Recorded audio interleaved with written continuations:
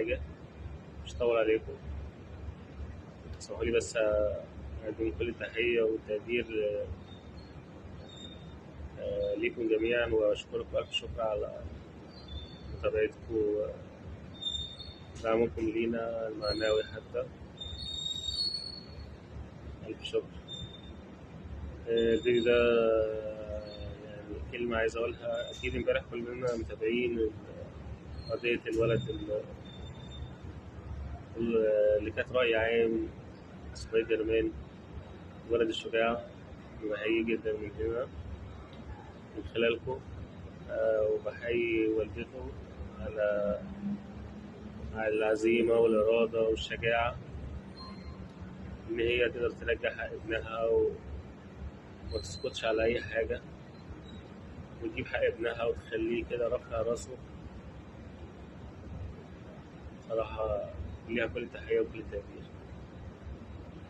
وأكيد كلنا عندنا ثقة في القضاء المصري إن هو الولد ده يرجع له حقه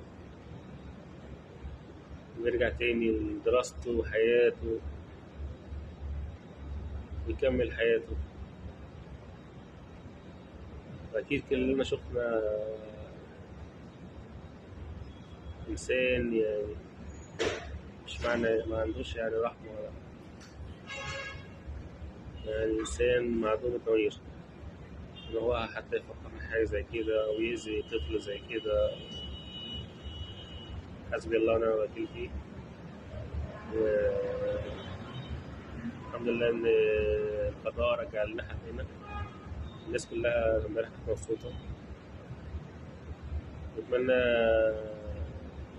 الموضوع ده يكمل للآخر، يعني مهما يكون في نقد ولا في أي حاجة الموضوع ده عشان يكون عبرة لغيره، إن هو أي حد يفكر في حاجة زي كده مرة تانية. ربنا يحفظ لنا أولادنا جميعا